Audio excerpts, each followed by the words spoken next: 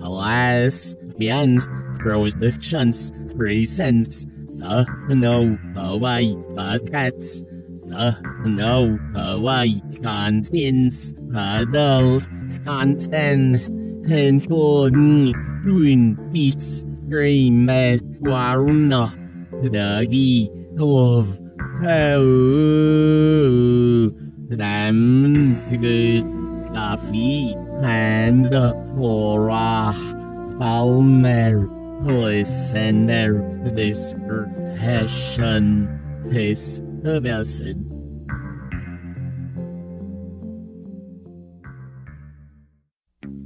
This is the dimension of imagination. It is an area which we call the Twilight Zone. Dr. Sam Beckett stepped into the quantum leap accelerator and vanished. Alas, poor Lucky. I liked him as a cat. I love him as a cocktail. We have to go back, Kate. We have to go back! Everybody wants to be naked and famous. Everybody wants to be just like me. I'm naked. Will you help teach me about this? What is it? A new way? Welcome once again, fans, to another nipple-tastic episode of The New Way. And you know what's going to happen today, folks? It's not going to be another one of those shitty clip shows. Not one of those awful clip shows with just me talking. Today, you get all three of us in full orgasmic splendor. I hope not. So, Ben, give us some more orgasmic splendor. No, thank you. You sure? I'm. That happened 5 minutes before we turned the mics on. That's right. I have no problem spreading orgasmic splendor. Nick, let's have that was my high school nickname. Some orgasmic splendor. Because he got caught masturbating in the men's room. Listen, it wasn't the men's room. It was McDonald's. Listen, he was the amazing orgasmic splendor man. You guys laugh. It wasn't that bad of a night. The Happy Meal toy was the Mario Brothers toys. Oh my goodness gracious. You're going way back that there were Mario toys. No shit. That was the prize like a week ago.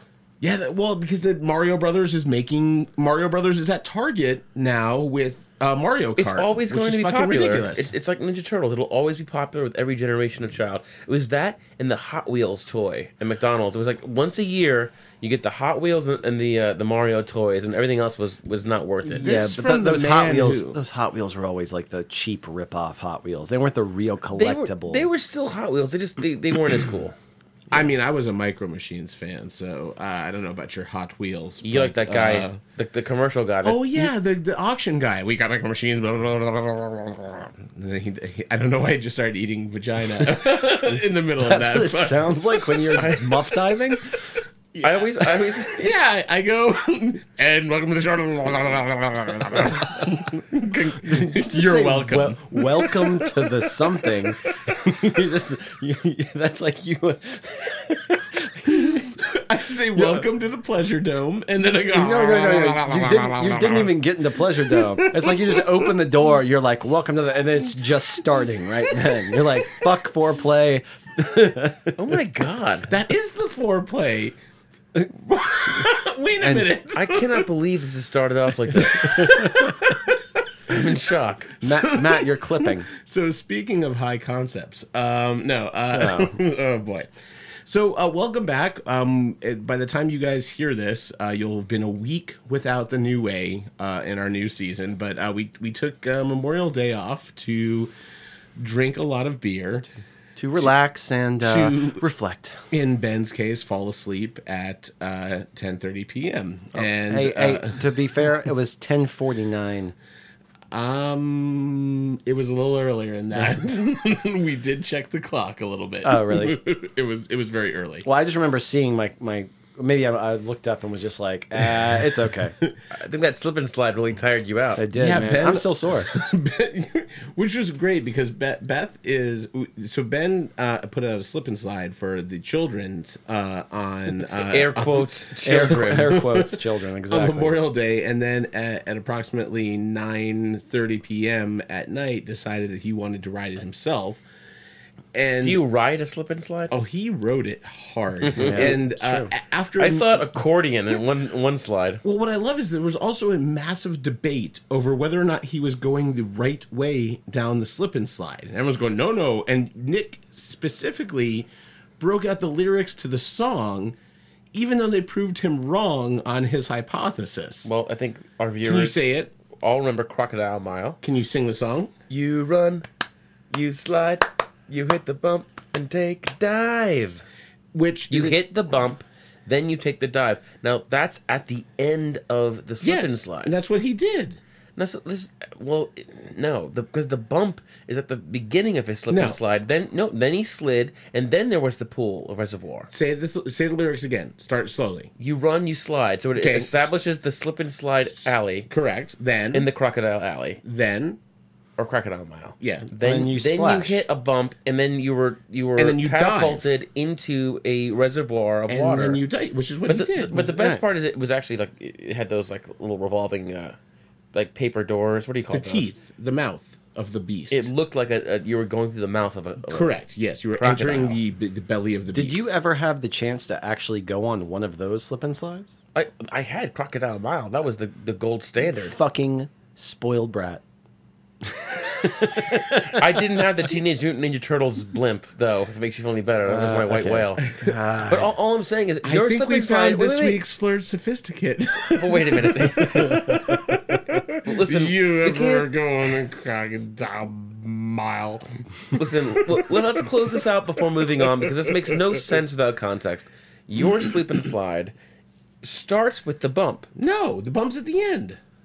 No, he's just talking about like the little launch pad. There was an inflated bump at the It's like start, a big launch pad. and I remember Oh, I thinking it didn't didn't make see any that. sense But because No, Ben hit it does make sense because the thing is it gives you a downslope, so you're supposed to like kind of hit that. And Not you like hit it and it ended up accordioning. The whole thing folded up like a house of cards because of that bump. It's ill placed. It's because Ben is at 7 times the size of the normal child that's supposed to That's go true. on there. They probably have a nice little whoop-de-doo I on don't it know. that he doesn't have. He just goes barreling through it like it's Point taken, but if you ask me, it's a bit of a high concept to think that was going to work. All right. it was definitely a drunk high concept. Matt, that was my lead-in. I was setting you up, buddy. I know. We'll get to that. We're in no Do you want me to rush. say it again? We're in no we're rush. in no rush. We are only 6 minutes and 46 seconds into this podcast. So I know Ben's very concerned about that. No, as actually, well, I was but- about to say I think that we should do a longer lead-in. So there are a few things I will say that we are not going to necessarily discuss on today's podcast. One of which Co-thief? is we may hint at it at some point, but we're not going to talk about our run-in with a celebrity. We're going to hold that off for a potential to have a longer discussion about that in another episode. But we did. Is that what we call tease in the industry? We and I'm going to let the eagle-eared listeners out there see if they can guess who the celebrity is welcoming you to the podcast here. So listen. The new way. That's all they get. That's so whoever can guess in our comment section. So, well, and Greg already knows, but if there's someone else that's possibly listening to this podcast, they can guess who that is. I think you already played that clip for everyone who would be listening, except for my mother. Probably, And she definitely does not know. Well, Haley has not heard it, so Okay. Haley might be our one in there. But yeah, we did meet a celebrity. We had a great weekend, but I think maybe we'll devote a little more time to that one on a subsequent episode. But I'm super curious actually to get into this week's podcast. And there's a reason for that because Nick and I kind of started to debate it earlier, which I wanted to hold off to the podcast. I'm gonna predict that Ben is on my side for this one. I'm gonna predict that Ben is on the same wavelength, and you're wildly. I think we're gonna gang up. You're going off the rails on a crazy train of thought here. So, I'm gonna play out a series of events that took place in leading us to the podcast topic for this week's show. Right. So I was in Texas last week.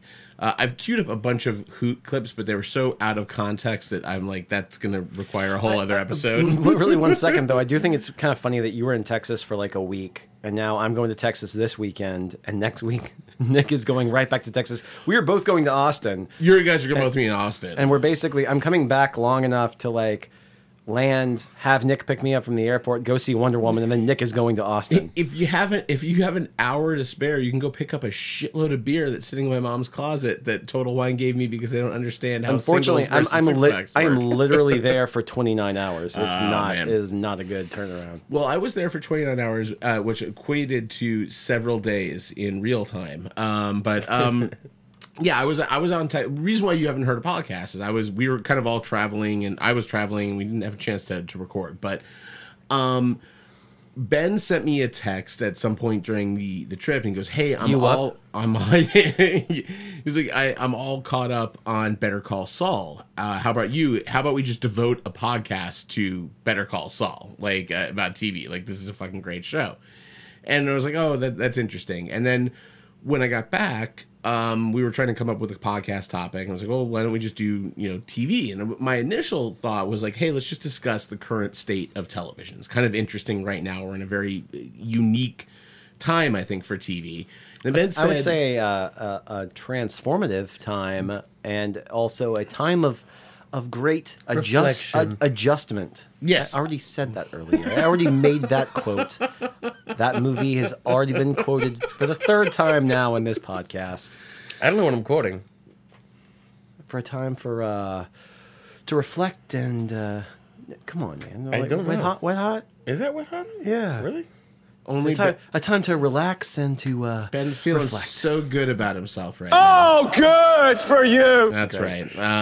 Wet Hot is my favorite comedy of all time, and I can still get stumped because there are so many quotable throwaway lines. I don't even know where the hell that one takes place. It's when David Hyde Pierce and Gene Garofalo meet when Beth and what's his face meet for the first time, and he's like, "Oh, I just came up here for the summer to relax and to." There we go. So, okay. Well, now that we've just lost every last member we've had in the ice. So then Ben kind of twisted and said, "Hey, why don't we do high concept television?" I was like, "Oh, that sounds really interesting." But in my head, I'm thinking, we kind of just came off of this conversation of talking about Better Call Saul. And I would not categorize Better Call Saul as high concept television. So I'm assuming that was not going to be part of the conversation for the show tonight. Now, Nor would anyone. No one would call just that high concept television. You're getting up here. We're gonna get you there. You got this look in your eye, We're gonna get you there. We're gonna get you there. All right. So I mentioned this to Nick before the podcast, and he did exactly what he just did now, which was go immediately to 11 and be like, "You're fucking wrong." And I happened to, on this one, agree with Nick, but then I said, but the show that Better Call Saul is a spin-off of is 100% high concept, which Nick disagreed very much so with, which is Breaking Bad. So They all know it's Breaking Bad. You don't need to talk down to our audience, Matt. My mom might not know. She's not watching one of those shows. She's not watching the new one. If you want to take the joke that we keep making and call it a high concept show because people are using drugs and getting strung out, then yeah, it's a high concept show. But there's absolutely nothing high concept about that show. Correct. All right. Excellent. That's why I wanted to make sure that was not the tangent we're going on. So you're saying Saul or Breaking Bad? Neither. Thank you. Oh, I told you he'd be on my side on this one. You are all right. So you're right on that. So all right. But I think that's where it comes down to the definition, which is correct. That's the first thing we're going to talk about, right? And I kind of want to get everyone's take on what it. So let's, Nick. You've got. It's like having Sean Spicer explain the definition of high concept television the way that he's like. Well, except I'm giving you a chance to say, what do you consider to be high concept? What's your definition of high concept? I wish you had started, because when you start off with the correct definition, you're going to seem more wrong. high concept to me is not when a property is really creative or very different than the current landscape of television, but that it actually really changes how you think. I'm talking mind-bending, challenging conventions. A lot of times, high concept television is, you say, ahead of its time. Sometimes it's not popular in its time. I don't mean to piggyback, but I think I know what you're trying to say. Here's what I'm not saying it correctly. The things that I think people say is high concept television is not high concept television. High concept television has nothing to do with plot device. Typically, has nothing to do with structure. It from a timing standpoint, you can jump back and forth in time periods. That does not make it. I think it's mostly plot. Well, that's why I said plot convention. There's nothing in high concept. I'm going to let the audience in on something right now. All three of us are going to disagree vehemently about what we consider to be high concept. We can tell you that one right now. I don't think we should. That shouldn't be what we disagree on. Why not? I think that... Why do we all have different definitions of high concept Ghostbusters, comedy or horror? We've been through this. Yeah, exactly. There we go. So go on. It was absolutely not horror. Okay. There's no horror elements in that librarian scares the fuck out of me, and I didn't sleep for a week after seeing her. That's horror. Well, you're a pansy. Twin Peaks, horror, comedy. First off, okay, well, what did you just say about Ghostbusters? Ghostbusters is like the definition of a high concept for me. I don't disagree with that. So there's things, like I said, there's nothing for me that has to do with structure. Because a lot of people will say, oh, the movie, like, it moves back and forth between, like, modern time or, like, whatever. Like, Pulp Fiction, for example. I don't consider that a high concept movie because it's a pretty straightforward plot. It's just structured in a different way. So is Memento high concept? No, I don't think it is. But I think tone can make something high concept. I think Memento 100% is high concept, but that's a little bit... Because its structure is...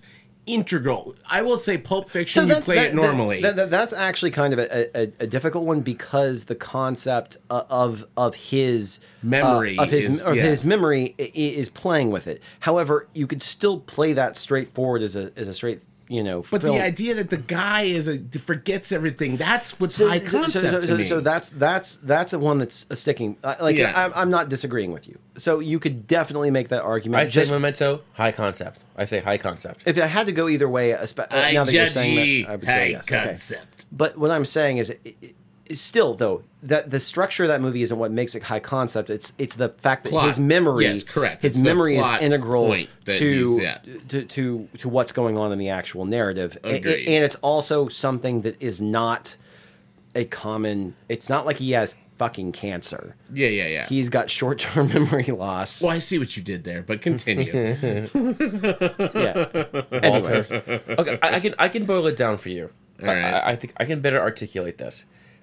High concept to me challenges conventions, thinks outside the box, and has challenging material. Something that is not super accessible to most.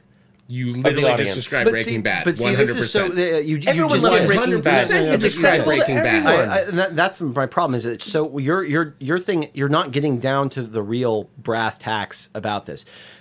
Here's what it comes down to me. The one thing that high concept has to have is something that would not exist in the typical reality. It does not exist in our reality. It has to be literally outside of the box. Which is totally Breaking Bad again. Still, which is not Breaking Bad. Breaking Bad is a. I'm sorry. So your mild mannered, henpecked husband, chemistry teacher. You do realize from high school. You're describing clever and creative, not high concept. No, he goes not just decides to sell some drugs to go and pay for his cancer, becomes a drug kingpin who kills off all of the other drug dealers. An unlikely anti-hero is not high concept, Matt. Is there anything that happens in that story that couldn't actually happen in real life? I'm not saying will it. I'm saying could it? Could. It so all could Memento. There's a guy that has that same affliction. Memento falls in that. That's bullshit. That it can. Ghostbusters could happen. No, it. What? Oh God, Matt. Don't there hurt are yourself. There are stretching. people that say they see ghosts. There are people that could find some way to trap. Yeah, said and ghosts. a bunch of people walk around with unlicensed nuclear All right, so accelerators on their back. So I have a Now, question. listen. If they found out that they could see dead people, and then you find out that Bruce Willis is a ghost, then yes, it is high concept, Matt. Then it's high concept. Good lord! I think you guys are Cove making. thief. I think Co-thief. I think you guys are making all high concept sci-fi, No, which is what are you bullshit. talking about? So Absolutely tell me a does high not. concept that's not sci-fi that falls into your Well, definition. there's a ton of horror, a ton of horror. Define, but again, play it again. What thing? What falls into your definition of reality? Would you like me to go through my list I right want now? you to name just one that fits what you just said. That's not like Ghostbusters. That's horror. Because if you're talking about horror.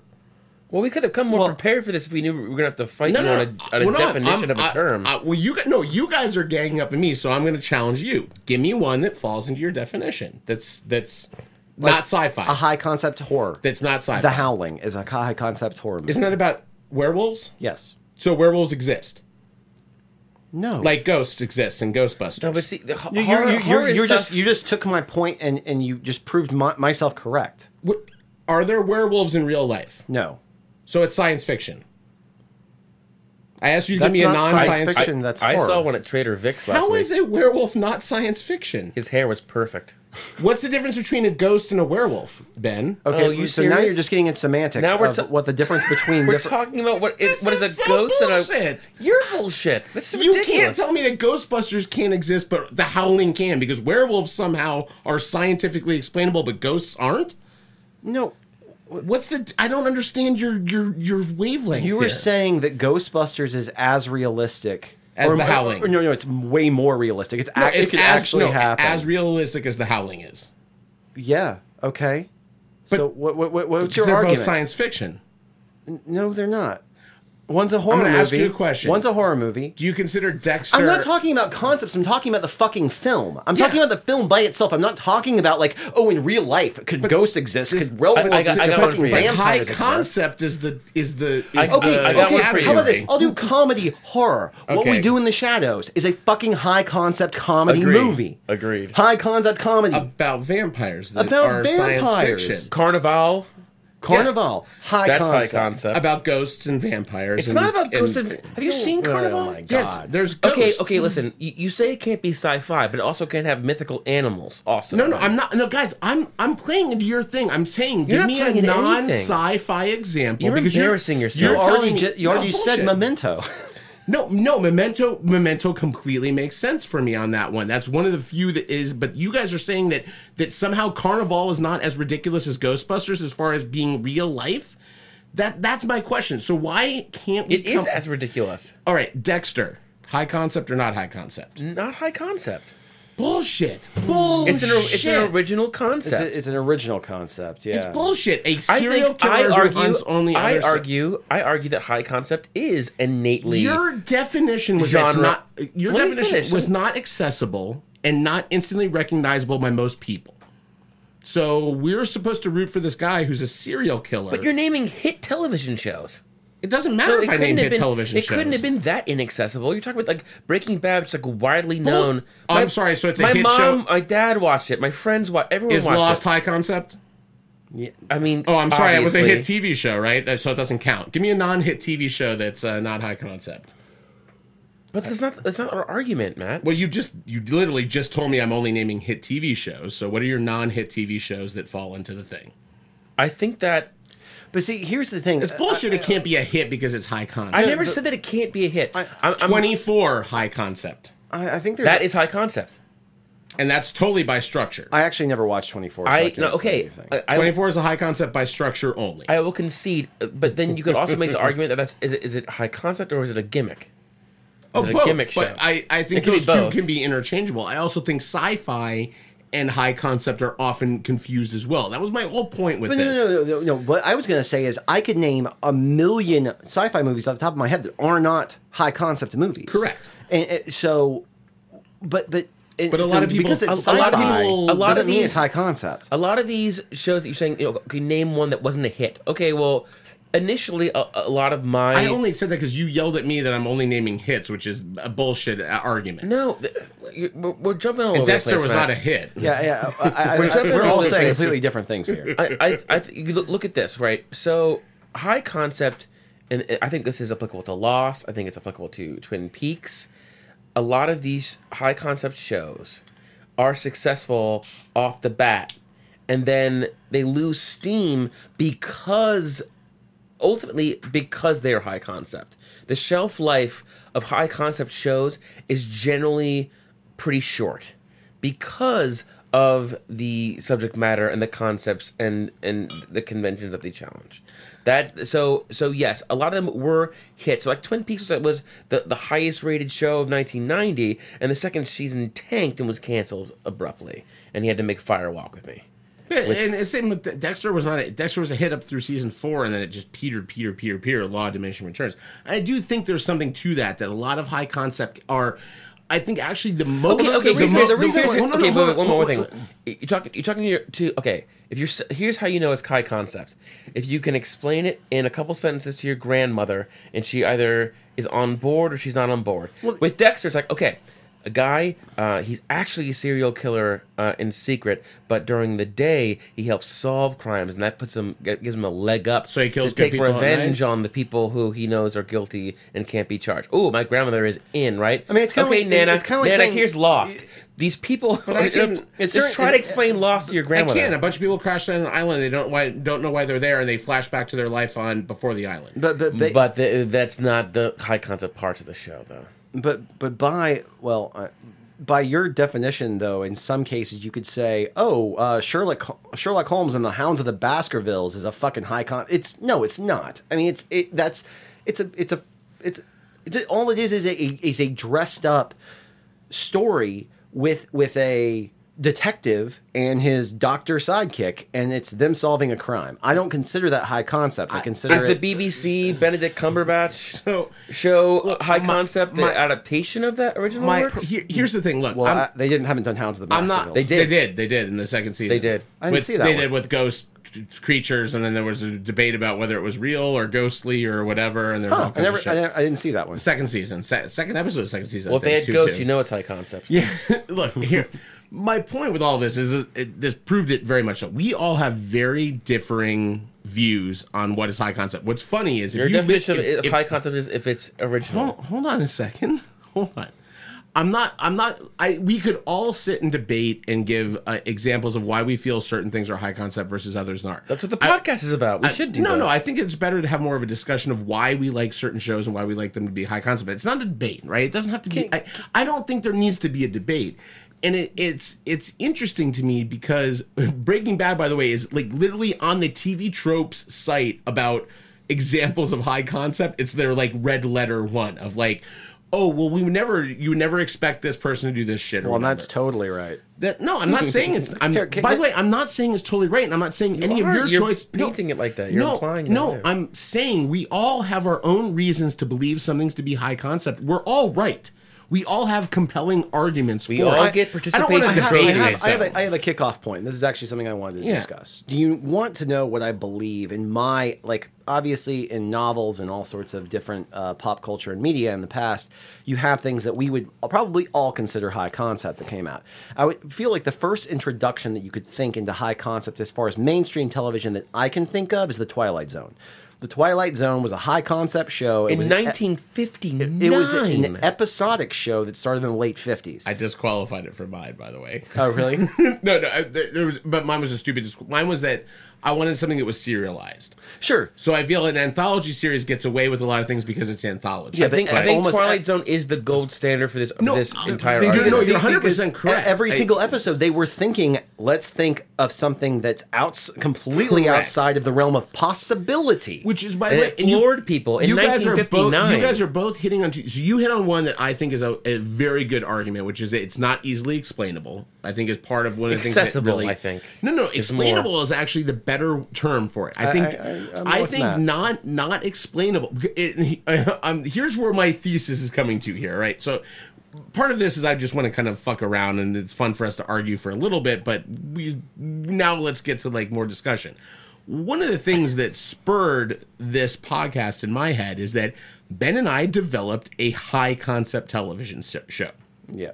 And the hardest part about developing a high concept television show that's truly high concept is explaining it to fucking people and explaining the rules in a quick and easy way. Yeah. Rules is 100% where I was going with this. I feel most high concept has a very strict set of rules that build their universe, and you can't go outside of those rules because they are different than the rules of the normal universe. Well, you can't get it wet. You can't feed it after midnight. Correct. Exactly. There you go. Correct. And so here's the interesting thing about the Twilight Zone: every single episode had its their own own set of rules. rules. It was not something that was Twilight Zone is the uniform. one that the exception that proves the rule, mainly because I kind of wanted to focus on ones that are an overarching story. Versus Twilight Zone got away easy. 30 minutes in and out, they tell the story. They don't have to sustain. They never get to the point of that it can't sustain the premise because they're done so quick, which is part of the genius of They the could have done an Twilight episode Zone. with the smoke monster, and you guys would have loved it. Correct, because they don't have to, because they can answer Ben's nodding. one thing about the smoke monster on there, and they don't have to answer any fucking other thing, right?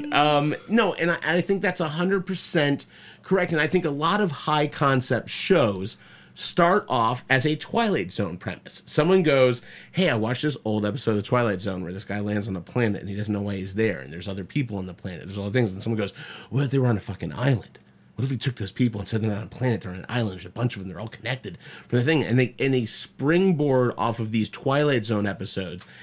And it's great. I love it. And we, like I said, we developed. So if you guys have not seen or read, you can go on lastpintprod.com and read the pilot for Dream Writers, which is inexplainable in 2 sentences or 3 sentences. The closest we came was our really bad poster comment, which was Lucy knew Daniel was the man of her dreams. He didn't know. She didn't know he was also writing them.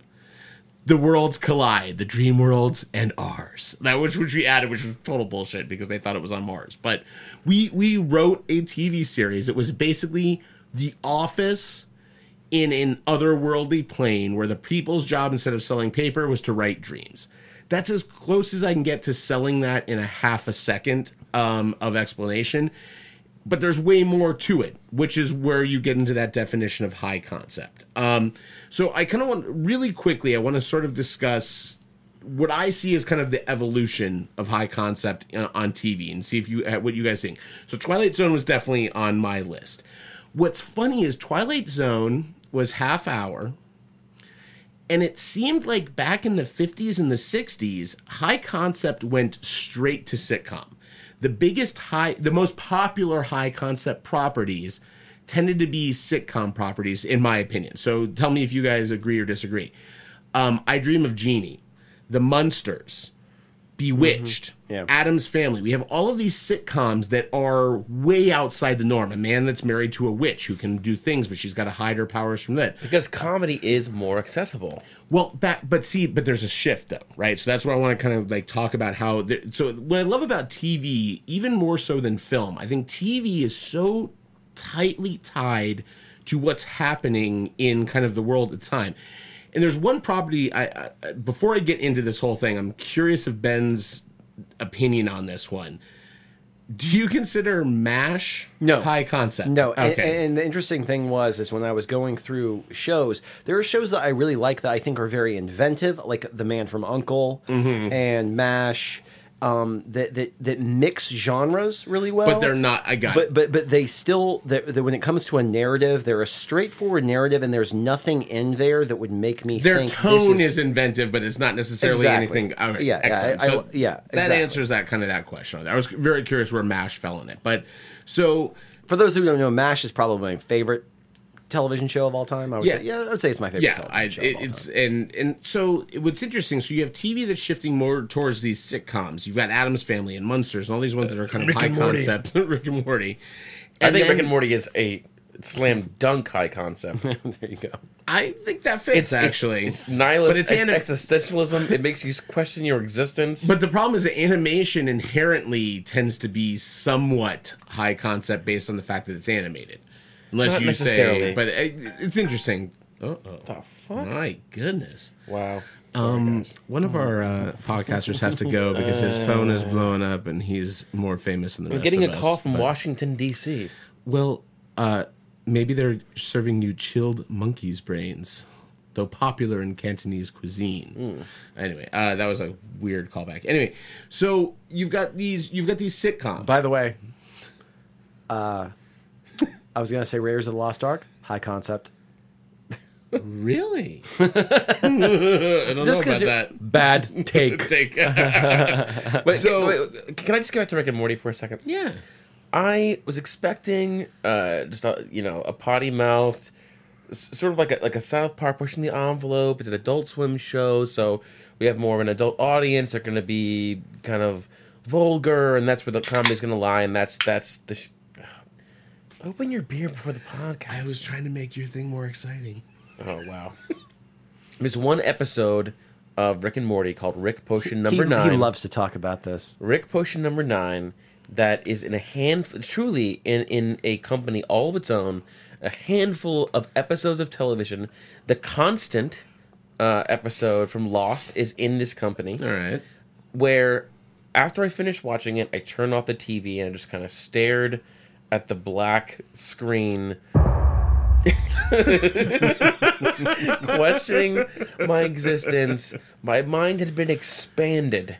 I mean, truly exploring themes that animated shows, not just animated shows, any shows don't dare to touch.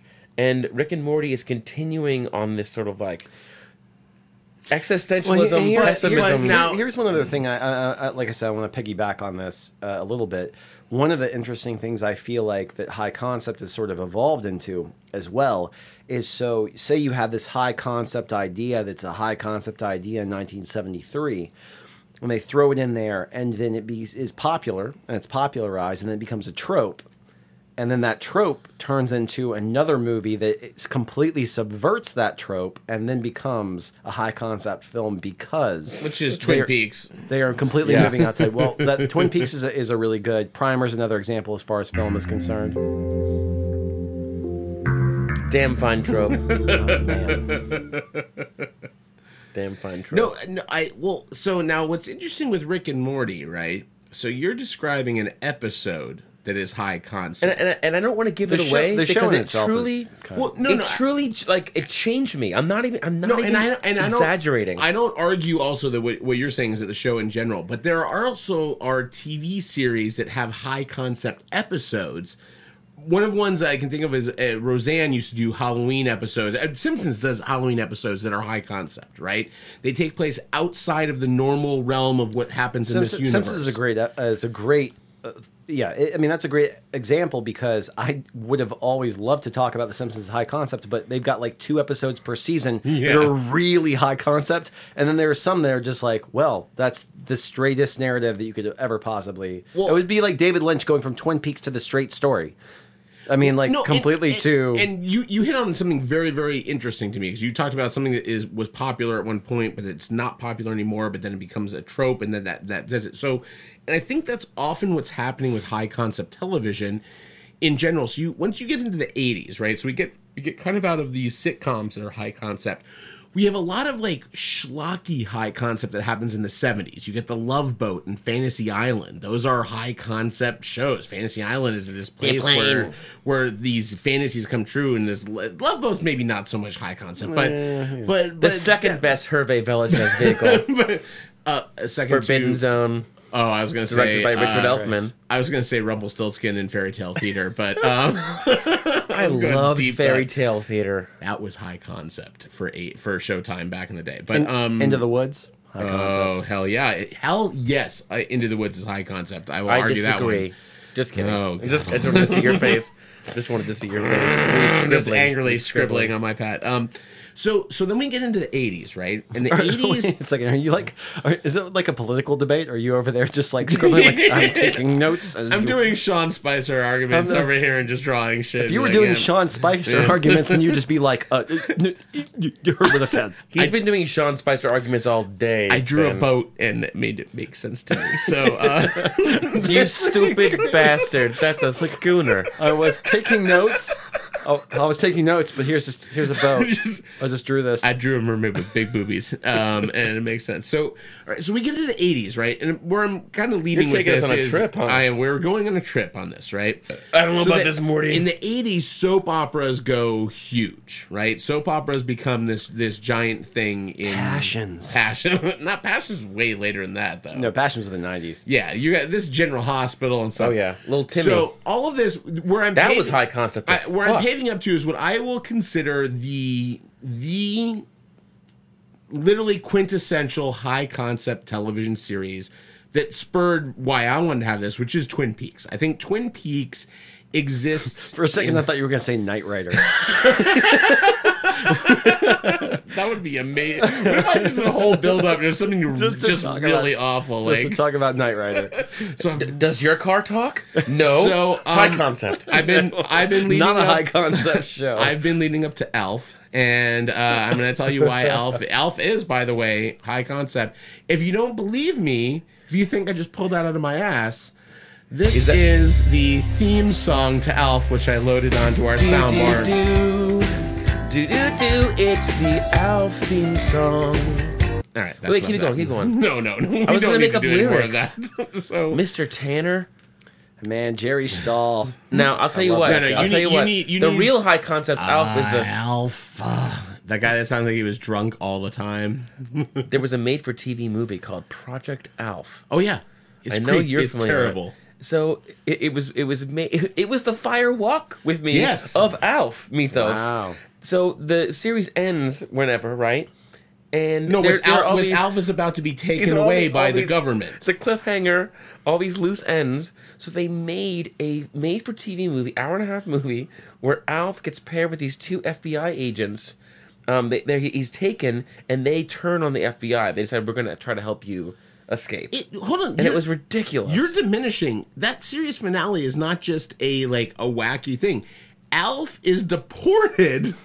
Alf is literally declared an alien. illegal alien. That's high concept. And deported from the same. It's by the way, it's the same end of Mr. Belvedere. It had the exact same ending in the show. Both of those shows ended on the cliffhanger of their main laughable star being taken away by the government. Can I tell you guys something? Jerry Stahl, man. I fucking love... fuck the lovable puppet. I see Alf as the modern-day Tom Joad. Jerry Stahl, man. Oh my god. Do you know I had Alf slippers when I was a child? Of course. And you it was did. my favorite show, obviously. I have a framed signed photo of Alf. Because just like Alf, Nick loves to eat pussy. I laughed. I was about to tell you this childhood anecdote. Never mind. I like the eating pussy story more. Jesus. I'm sorry. Lowest common denominator, the opposite of high I'll concept. be honest. I expected both of you to have the negative reaction, so you could be the winner. I did not expect Ben to jump on that one so easily. So Oh my God. sorry about that. All right. So Twin Peaks. Twin Peaks was Twin Peaks and Lost. I will say are two of the kind of towering Both achievers of high concept that literally revolutionized TV to the extent that everyone started to try to be like those shows. And Do you know what station Twilight Zone aired on?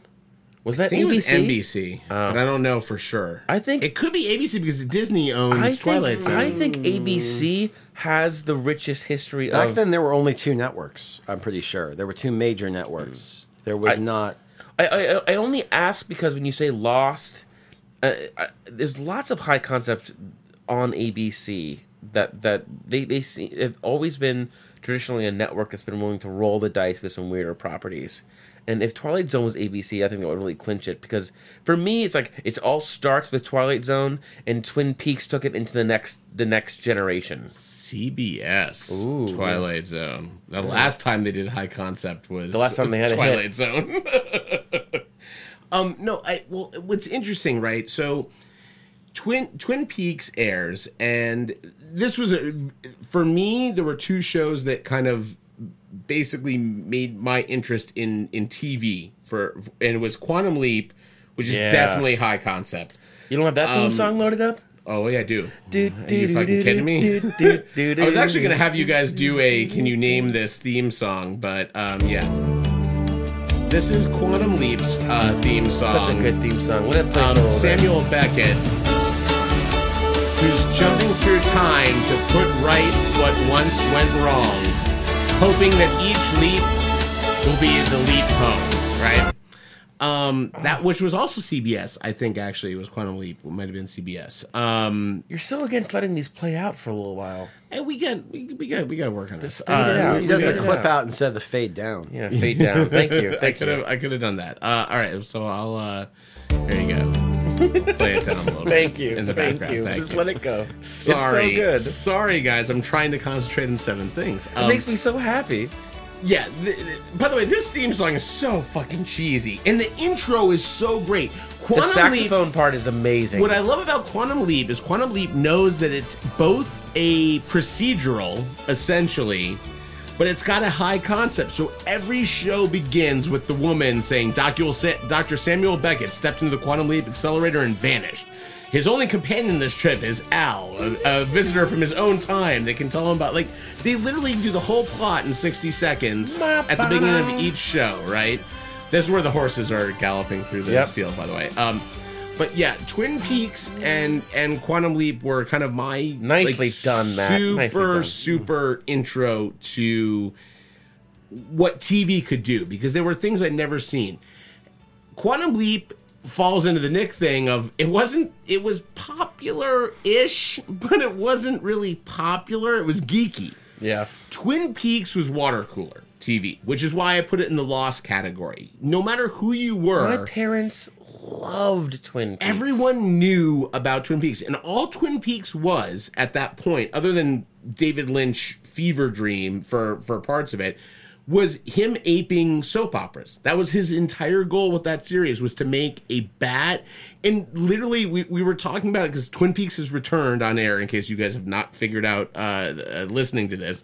You can watch it on Showtime, and it's fucking batshit crazy. Literally... Talk about not accessible. Just, if you want to talk about high concept where you alienate people, congratulations, David Lynch, you've done it 100%. The original was a little more accessible, but it was high concept because it hijacked the and soap it had opera. bad soap opera acting, and it had bad soap opera plots. You've got the woman that's got the eye patch on. You've got twin brothers and sisters and lookalikes that are there to replace people. You've got amnesia. You've got like all of the tropes of soap operas. Yet you've also got this horror behind it that is so viscerally scary that I watched new Twin Peaks with several different people in this house, and all of us were like, if Bob shows up, we're going to fucking lose our shit, because it's the scariest thing we've ever seen, and it'll be the scariest thing we see now. And we all sat in fear watching the episode. His Monkey Man jump scare in Mulholland Drive is the scariest thing he's ever done. And maybe the scariest thing I've ever seen, as a side note. Which is also done in broad daylight. And it's all... And what Lynch does great is... And what he does great in the new Twin Peaks is 10 minutes of build-up.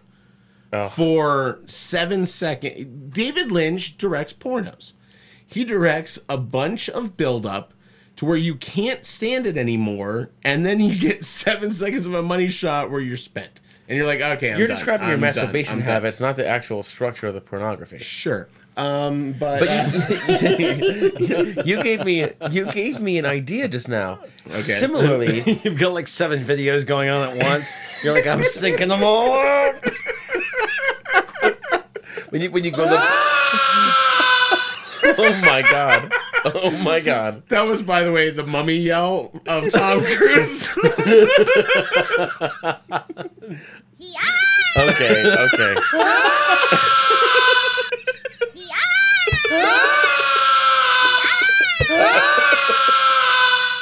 Oh my god. Fever dream. Oh, there it is. We have to go back. That's We have to go back, Kate. We have to go back. God damn it. That was insane. I still just remember like I remember, Matt, you were a maestro tonight. I just remember all of the like after the first and second season, like all the people, the early like YouTubers and the early people who were doing viral videos or whatever, where they would just like show somebody like completely like messing up in like a public, like it would be like George W. Bush being like, "Fool me, don't get fooled again, lost." Or whatever. Yeah, exactly. So what it reminded me of was another show that kind of hijacked the sitcom structure in the way that David Lynch hijacked the soap opera structure. And this show is... Greg the Bunny? Or the other one with the ventriloquist doll? No. Dinosaurs. Which is super high concept. The Flintstones, Basically, which was the Honeymooners. Well, it was in a lot of ways, but they not only took on sitcoms, they took on the very special episode in a way that no other show ever has. There was one where the bad influence Ankylosaurus with the do-rag and the leather jacket took Robbie Sinclair to the woods where they would eat this happy plant. And Played by Chris Maloney. Played by Chris Maloney. Damn it. Now, this is why you need that Law and Order drop.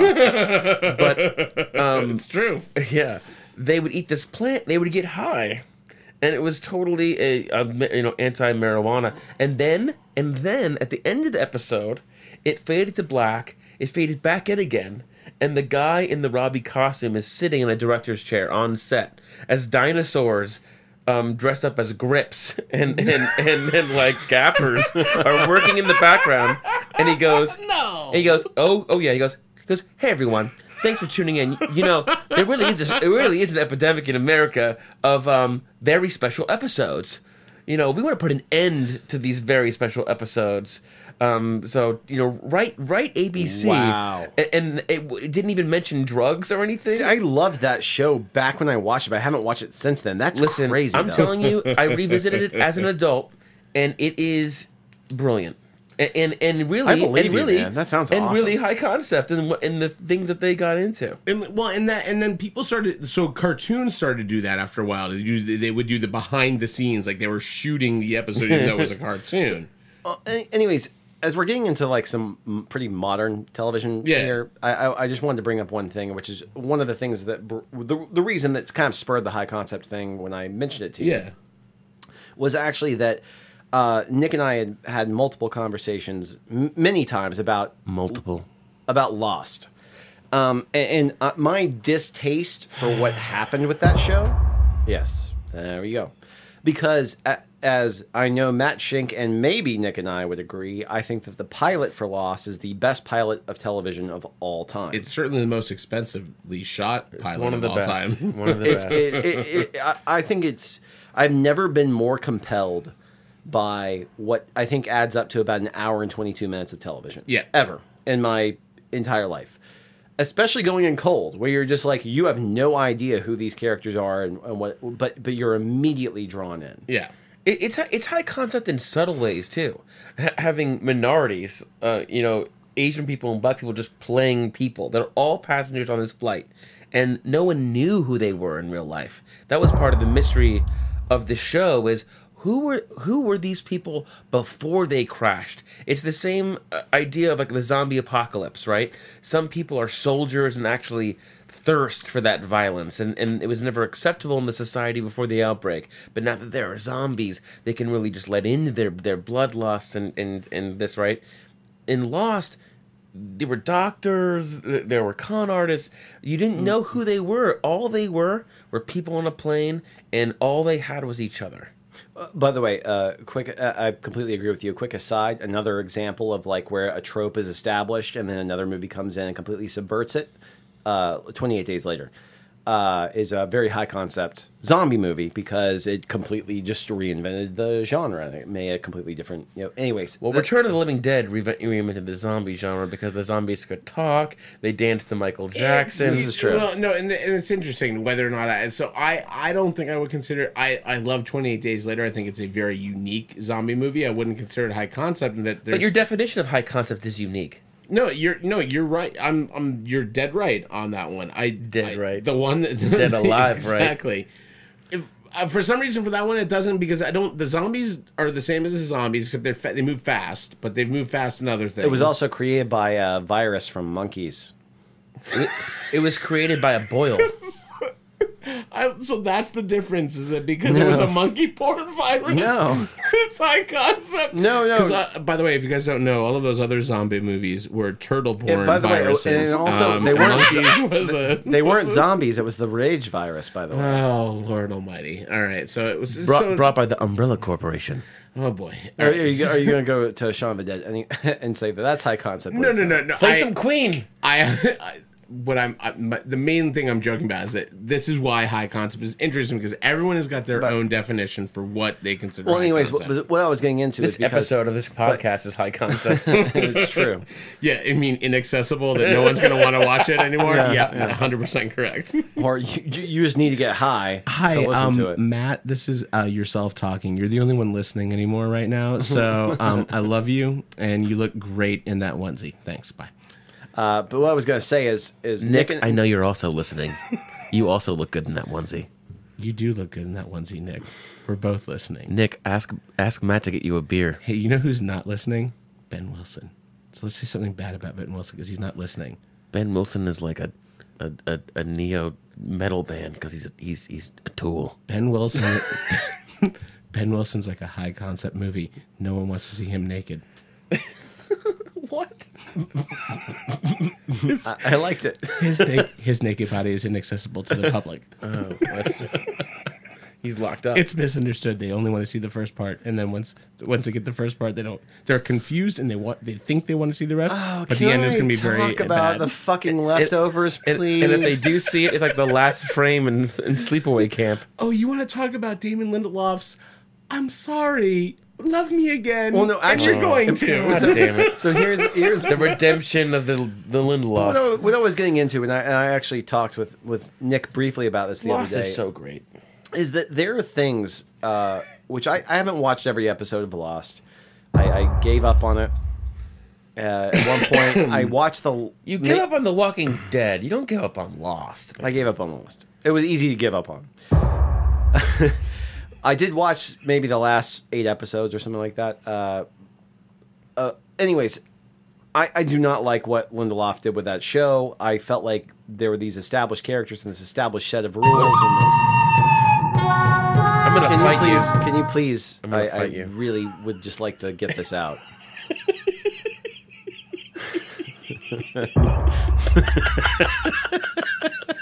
I love this soundboard. Anyways, that was good. But so oh god, I think we broke Matt. We broke Matt. I think I have since been vindicated on the Damon Lindelof hate. However, then so The Leftovers comes out, which is weird. I'm gonna cough then. Because it's this crazy show where all of a sudden all of the weird shit that Damon Lindelof comes up with somehow works in the context of the show.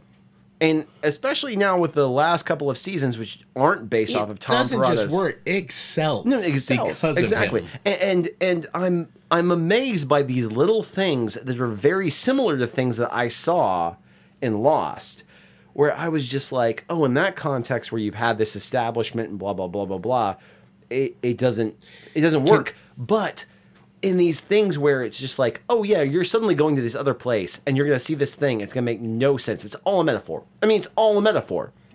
And it's like, oh, this is obviously Damon Lindelof being completely transparent. This is a metaphor for this. But in that context where you're given no lead or no any sort of context, all you have is the characters, and they're in this completely new environment, and all of a sudden you're seeing these new things for the first time. It makes perfect sense to me. It makes perfect sense to me. It will. And what? First of all, let's recreate a scene from one of the seasons of Lost, where Ben and I are talking about our friend. We're going to call him in this thing Nikolai, and I say Benjamin. Thinly veiled. I spoke to Nikolai, and he is not watching The Leftovers. Benjamin says, but he's a fan of The Lost. And I go, I know. He defends The Lost to his death. and the land of the lost. Yet the leftovers is what Lost wanted to be, but couldn't be because it was lost, and I don't it was made undersell Lost. way I love for Lost. the Lost of the you. I don't undersell Lost. I love Lost. But the problem is that there's a better version of Lost that has been bestowed upon us plebeians. It's not Lost down here. It's so similar. The better Lost. It's the shorter, more compact, and better It's the thought exact out Lost. opposite of Lost. It's Well, like here's- all of a sudden. No, I disagree. I think there's a ton of it because it's about the characters. Wait. Listen, guys, you're just cutting off. I said it's the exact opposite of Lost because now it's everybody else, and the people who went to the islands are the people who disappeared. Correct. That's actually very good. Here's the great thing about high concept TV. Without Lost, there'd be no leftovers. Without Twin Peaks, there'd be no Lost. It continually gets better. Sometimes, That's not true. Flash Forward came out after Lost. Listen to me. I'm saying sometimes the writers of the high concept shows, which is your biggest criticism of Lost, they bite off a little more than they can chew. But this is a really great example of how we know that there's a demand. And I read an article that said all the 2015 and 2016 pilots are considered high concept. Matt, you love The Good Place. That's very The Good high Place concept. is on my list on here. The majority of shows that have been picked up in recent time have challenged. That's not true. That's not true. There have been a lot of ones that were released that got canceled. The majority were lost. The majority of the ones that you are pilots. The article was about the pilots that were being produced. Yeah, but all the ones that were the pilots got shit canned. And Ben's right. So what I wrote a is, list of it. Literally, Flash Forward, Revolution, Awake, The Event, The Nine. Those were all results of Lost under the Dome that all lasted a season or Brian two. K. Vaughan. And fucking Under the Dome is a Stephen King novel. They couldn't even it collapsed under its own weight. Written by Brian K. Vaughan, but they're going to be making Why the Last Man for FX. Yes. That is going to be number one a year from now when we have our high concept show. So what's very interesting, so that's perfect segue, right? So what I think is very interesting with high concept now, with Good Place is the exception, and Good Place, by the way, ain't going to make it past, I'd say maybe one more season, maybe tops. They'll get past it. They had a great gimmick that went crazy in the finale, and they're not going to be able to sustain it. The ones that are the high concept shows nowadays that are making it are all based on existing properties. You've got Legion, you've got Fargo, you've got American Gods, you've got there was another one we were just Fargo and American Gods, like kind of two diametrically opposed things where I would not totally consider Fargo high concept. The second season. Second season is way high concept. I have not seen Preacher. Preacher is another one. Preacher, again, based on existing material. Can I raise my hand here? Yeah, you can raise your hand, but I'm not letting you talk. What about Man-Seeking Woman? 100%. I put that on. So FX is the only one succeeding with it. So I was going to say that there FX is are the some best shows. slate of television. I've talked Wilfred about and this. Man-Seeking Women are amazing high-concept television. Everything they're making is high concept, and they have the best slate of television right now. I think pound for pound. They are. They're beating AMC. Barely. I mean, Better Call Saul is on AMC, which is fucking phenomenal. But it's not high concept. I'm just saying in general, though, of TV. But you're 100% right. Man-Seeking Woman was one of the best high-concept TV shows. And here's maybe the one definition of high concept we can all agree on. Here's the other thing. Can I say one thing about Man-Seeking Woman is that... May I say one thing? Jesus fuck. I just want to push him to the edge.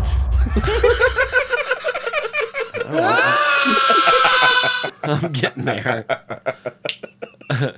You pushed me to the edge earlier when you said you were excited for The Mummy. What I was going to say is It's all good, man. I'm interested in seeing if Man-Seeking Woman it starts. It's all good. No, you know it got canceled, right? Yeah, I know. Okay. I don't know why you're saying if it can. No. I'm saying, but it could possibly set a new trend. Oh yeah. Which is that it has kind of the Twilight Zone thing where every single episode makes a new set of rules. It's always high concept and it's following the same sort of general kind of serialized story. However, every single episode is its own thing. Well, and I don't think this is the defining, but No, you're right. No, you're right. It's moving it into a new direction. But where I was kind of going was that it's kind of interesting that high concept is probably the one common factor for all of us in high concept is you watch a pilot that's high concept and you go, "Whew, I really hope A, they can sustain it, or B, the public watches it so it can stay on."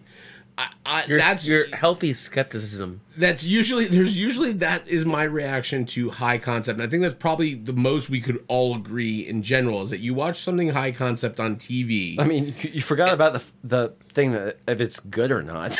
No, because I've watched lots of really shitty high concept. You're not waiting for anything more to happen with I'm saying you okay. Presuppose that you enjoy what you're watching. The third thing you think is or I really wish they don't even make a fucking another one of these. All right, so number one is I want to see more of this. Number two is I hope enough other people want to see more of this that it can stay on the air because I'm a little concerned it can't. Yeah. And I've never seen something exactly quite like this on TV before. I think that kind of hits it. Rick and Morty, by the way, is great because it fits exactly those boxes in that it's not for everyone. That's the biggest thing about high concept is it's not meant to be. They're the ones. So we talked about some of the ones. Twin Peaks and Lost managed to be so broad in their outrageousness that everyone had to look at them and be like, "Holy shit!" There are some people that just won't watch it because it's a cartoon, But like Rick and Morty tackles the question, why are we here? Better and more thoroughly and more outside the box than anything I've ever seen. And this praise coming from somebody who doesn't like Dan Harmon. Well, no, I know you like him. I have a love-hate with Dan Harmon. Yeah, there you go. I have a huge love-hate. You do have a really big love-hate with him. Well, I went to Comic-Con, and I saw him at this animation party at this bar. And I went up to him, and I said, I want to buy you a beer. I want to buy you a beer, man. Yeah, he looked at me and he goes, all right, top shelf vodka. Normally he drinks Kettle One. He goes through a bottle of Kettle One every day. He goes, on a top shelf vodka cranberry. Ew. And then he went to two other people in his party. He's like, what do you want? And he made me buy drinks for his girlfriend. And come back and he took a picture. He looked disgusted to be in.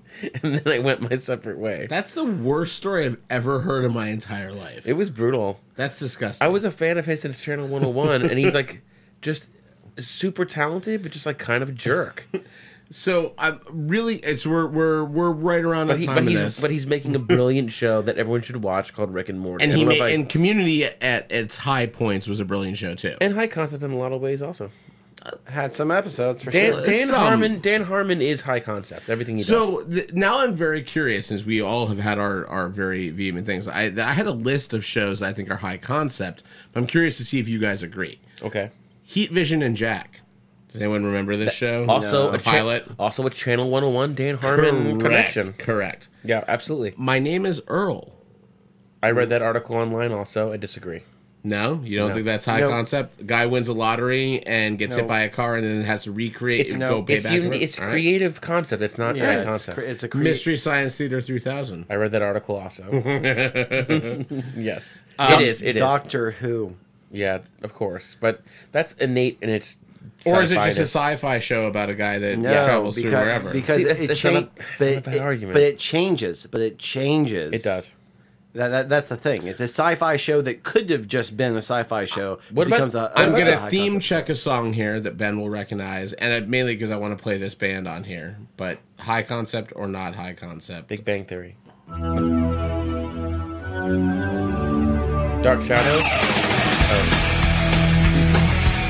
Buffy. I would say we read the same article, didn't we? Tonally, I like Buffy, but I don't think it's really super high concept. It's Firefly. Yeah. I don't think it's high concept. No, high concept, great sci-fi show. Life on Mars, definitely. I don't know if you guys ever watched Life on Mars. The guy that's a detective and he goes back in time and he becomes a detective in the 70s in his mind. No. The Prisoner? Yes. So Prisoner was on my list of the history of and that was high 67 concept. too. That's early. So the prisoner, Even a show like The Expanse is just it's a show with like lots of good parts going on and lots of interesting setup. But I don't, which is funny because there's really noir in it. super high. Which now would you consider Brick to be high concept, which is a movie? The noir spoof? No, it's just tonally. It's a tonally different. But it's movie. noir in a high school, which is a noir. I understand. I'm with you by the way. It's a mashup, but it's not. No, a the high prisoner. concept. The Prisoner was the first puzzle box show. The Prisoner developed the concept that Twin Peaks and Lost built themselves on, which is our pilot is we are not going to tell you what is happening. You're going to hit the ground running. And the main goal of our series is to tell you what's happening, which is why Lost is a failure, in my opinion, in general, as a whole. In general, it's a failure, please. By the way, I love watching Lost, and its last season may be a failure. No, in general, it is a triumph. And what's funny is when Nick and I argue about this, I love the last season of Lost as a standalone piece of art. I think it's a terrible goddamn enigma. No, I think it's a terrible. No, I end. actually, but he's making the same argument I did about the Leftovers. I think it's a bad end on its own. to guys. One at a time. series. One at a time, please. We're saying the same thing. It's a beautiful cacophony. This show is It's true, which is like the finale of Lost. All right, I have a question for you. Yes, it is a straight primetime drama, so we're not going into genres too much. Right. Is this high concept or not? Okay. Early edition, starring the guy from Friday Night Lights. I don't know what that is. What's it about? Okay, so it's a guy that every day he gets the next day's newspaper. I thought that was called the Millennium or the. I know what you're talking about. Yeah. He Early gets the edition. news. I thought is it what's called Early Edition? He gets the newspaper. He gets the next day's newspaper, so he knows who if someone's murdered. High concept, 100% high high concept. All right, I think so too. Yeah, because That's a good show. So high concept could partially be tied to a MacGuffin of some sort. There's a plot element that is unnatural, which is normally people don't get tomorrow's news.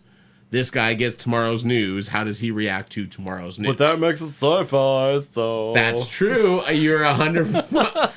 That was the most accurate impersonation of me I think I've ever. I thought I was actually talking to myself, and I was like, "What?" And I was so excited by it. In the snow.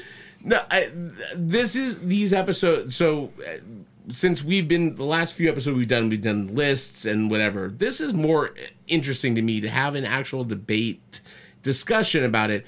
I think we debated a little bit more than I would have just liked to kind of catalog some of the shows on there, but we got there. But yeah, I think we covered a lot of where television went. I'm glad you brought up Leftovers because I really do feel Leftovers is.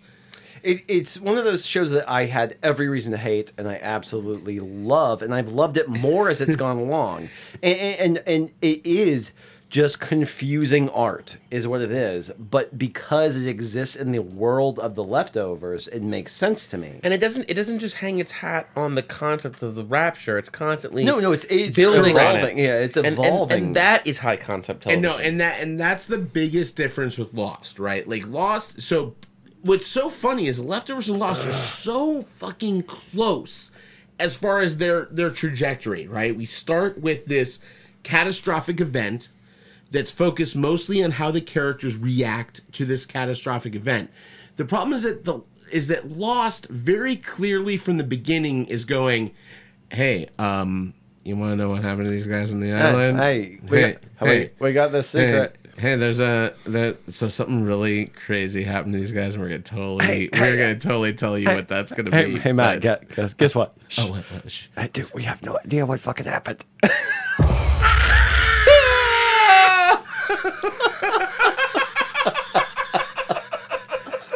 I'm Matt and Ben, and I only like a show if every single question is answered. That's the point. I need everything tied up. That's the exact opposite. This is why you have to watch The Leftovers. The Leftovers does it does it worse. The Leftovers Jesus, just guys, like stop it. No one's going to listen to us again. The Leftovers. This is a shit show. No, The Leftovers. You talk over everyone. They set up everything by saying, guess what? You don't know what's going on, and neither do we, but it's going to be fun to go along for the ride. Ben has slapped his knee. My count is 5 times. I've never seen him do it. Well, that one I applaud. For our listeners, if you can hear over us arguing with each other, if you can tell how many times Ben has slapped his knee. What's so difficult That was the about first time this is that of the There was three at of least a us, second. of the three of us that you need to watch The Leftovers because it will be cathartic for you. I wish I watched the first season and it was great. I need to catch up on it. It's just like the second season just completely. it's literally You guys need the catharsis. made for you. I need no catharsis. I love Lost. No, but I mean, it's You guys are the ones that want to pick it apart. You want to pick it apart. You're talking about like, all these giant questions. I mean, The Leftovers is like, oh yeah, we're gonna try and like metaphorically tackle some of these like just questions took like away why are we 2% here? of the. Mark Lynn Baker is instrumental to the conclusion of The Leftovers. That's all you need to do. That's cousin Larry Appleton from The Perfect Strangers, which I wish I had that theme song right now, but I don't. Perfect Strangers was one of 3 shows that my parents forbade me to watch as a child. Why? God. Married with Children, The Simpsons, and Perfect Strangers. I wasn't allowed. I wasn't allowed to watch Whoa. Simpsons either. No, I get the first two. Why Perfect But we never. Strangers? We don't even have a TV. I'll tell you exactly why, and it's burned in my brain. Oh my god! Both my parents did the same exact thing. Whenever I asked them why can I watch Cousin Balky, and they go because it will rot your brain. It'll rot your brain. That's what they told me. And on that note, but you watched all kinds of other things, I did. and you didn't. I was not allowed to watch Married with Children, The Simpsons, but specifically because they thought it was stupid. They thought it was stupid. But the other two make so much more sense. thought it was stupid. Cousin Balky. They thought it was stupid. okay. It was about tolerance They for thought people from the Meepos. They thought it would make me dumber having watched it. Wow. All right. Little did they know I would turn out dumb anyway. Anyways, we're nearing definitely the end. closer. I'm gonna go frolic through a glade or something. Well, exactly. Hold on. I was gonna say. So we were talking about high concept television, which does tie into The new way. That's correct. And you kind of blew it a little bit. But does anyone know this theme song? Coast to coast. That, folks, is the theme song to a high concept. It's got a ghost in it. And God damn it! Well, Nick just killed me with his accuracy. But this Let's play it next week. Yeah, this is literally the theme song to Space Ghost Coast to Coast, which if you've not watched it, is Would you say I'm the Zorak of the group? Hey, I'm sorry. Okay, that was the Borat. Lost sucks. This show literally took place or was aired in the 2000s. It was based on an old in the cartoon. 90s and the 2000s. Late, very, very late 90s, early 2000s. It was based on a 60s cartoon called Space Ghost, where they turned him into a talk show host, literally just to reuse animation they already had. And they brought along a voice actor to be the new Space Ghost, who we actually met. And in true Lost A voice style, actor genius, truly. if you want to find out how we met this gentleman, you're just going to have to tune in to next week's edition of The New Way. What? You have to come back.